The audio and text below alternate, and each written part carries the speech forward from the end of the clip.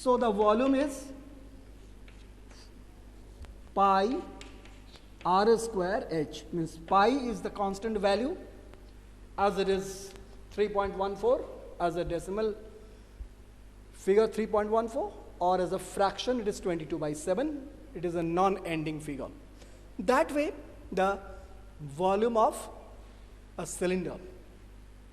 Finally you get a volume of a cone, that is 1/3 of the formula for the volume of cylinder, that is pi by 3 pi r square h. So volume of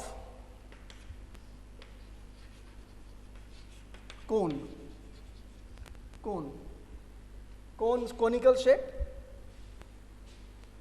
the ice cream shape, conical ice cream shape, very famous. So it should be 1 by 3 into pi into same formula 1 by 3 pi into r square means radius square into h means height. It is 1/3 of the thing, because if you cut, later on you will read, if you cut this height in the shape, it will be giving you 1, 2 and 3. 3 cones are there. So any cylinder can be cut into, by its radius and the end over here, it can be broken to 3 cones. That's why the total volume of a cylinder is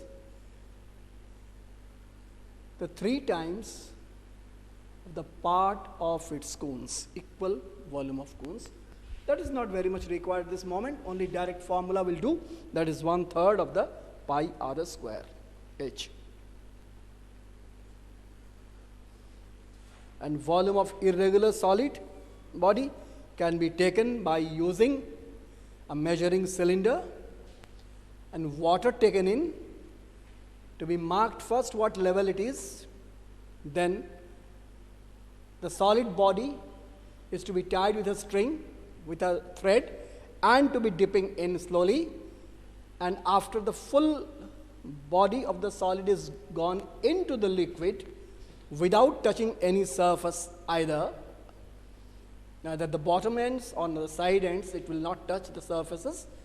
At this condition, see the final level of the liquid. So water is the liquid. If at the beginning it is at 50, and after you dip the solid body in, it is going to 75. So you can find that final volume as 75 milliliter and initial volume as 50 milliliter. As you subtract, you get 25 milliliter. That 25 milliliter volume will be there. That is, water is displaced by the solid body. So that much is the volume of the solid body which is taken. This is normally done for irregular shaped body. The bodies don't have the regular geometrical shape.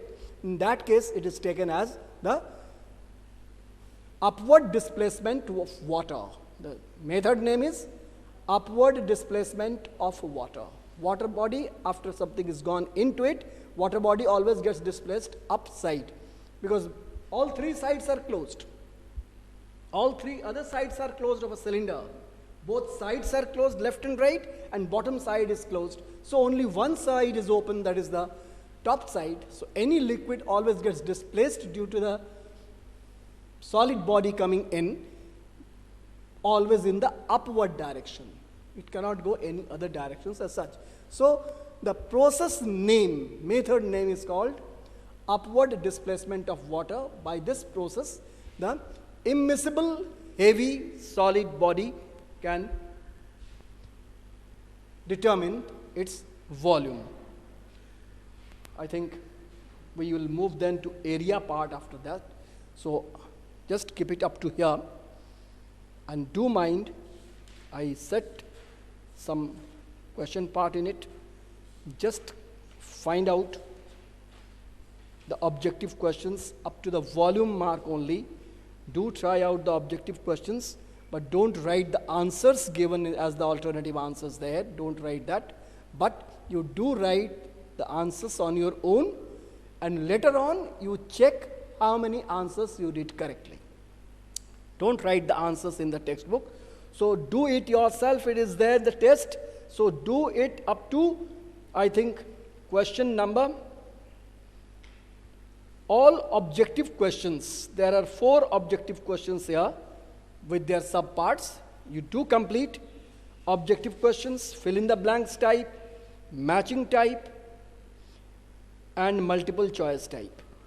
But do not write the answers directly. So let it be here.